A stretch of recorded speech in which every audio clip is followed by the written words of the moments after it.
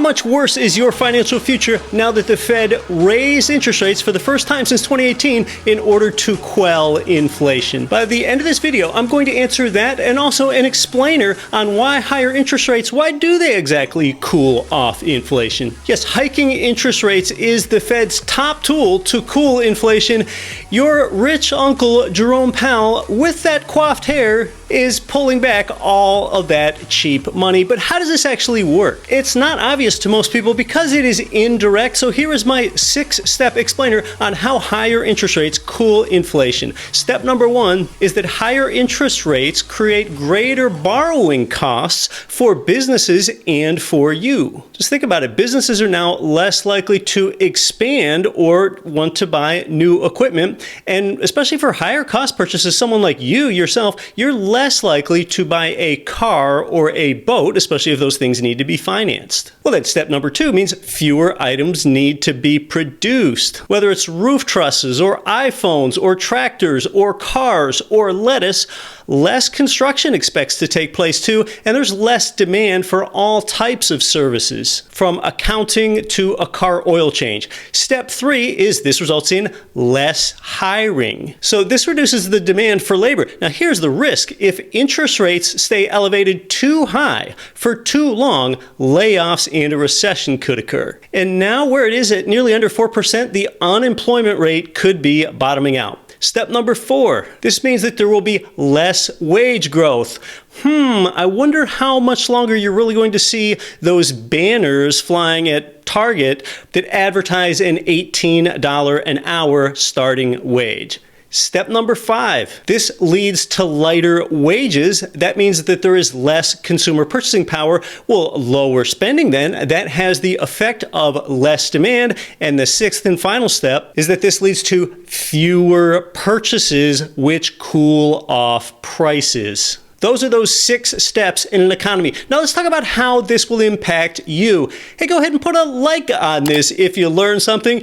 You know, with higher interest rates, dollars could become more scarce, but there's nothing scarce about likes. Go ahead and give them out. I'd really appreciate the like. Okay, now that interest rates have been raised a quarter point, here's the thing. It's rarely a one-off thing. This is typically the beginning of a trend. In fact, most experts expect 6 quarter-point rate hikes this year. So we're talking about how that affects you. For every $10,000 that you borrowed, with each quarter-point hike, you'll owe an extra $25 in interest for the year. That's only about $2 a month. So if we have 6 of these quarter-point hikes, you'd owe another $150 in interest on every $10K that you would have borrowed. That's about $12 a month. Let me clear up another misconception. You know, a lot of people think this federal funds rate, which is what I've been discussing, that directly impacts long-term mortgage rates, like 30-year fixed rate mortgages and 15-year fixed rate mortgages. That does not. Those 30 and 15-year mortgages, they more closely track the yield on the 10-year T-note. But there's still a loose correlation. A higher federal funds rate, like I've been talking about here,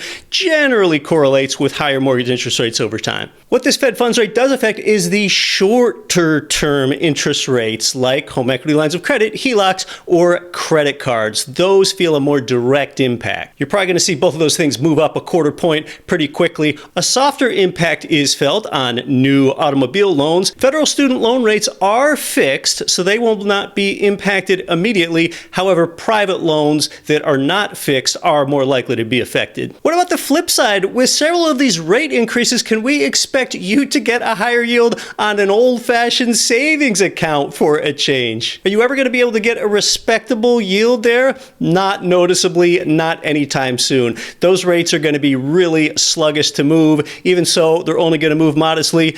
And hey, hopefully your quote-unquote high yield 0.5% online savings account stop calling themselves high yield, for goodness sake. That is how higher interest rates slow down inflation and the most substantial impacts to you. Hey, if you like these sorts of things, go ahead and check me out on the Get Rich Education audio podcast. With almost 4 million listener downloads, there's a new show every Monday. And you know, that podcast is so much more popular than my YouTube channel. Maybe the world is trying to tell me something. Maybe they're saying that my voice is better than my face. While I try not to take that personally, go ahead and check out the Get Rich Education podcast on your favorite podcatcher. I'm Keith Weinhold. Thanks for being here. I'll see you next time.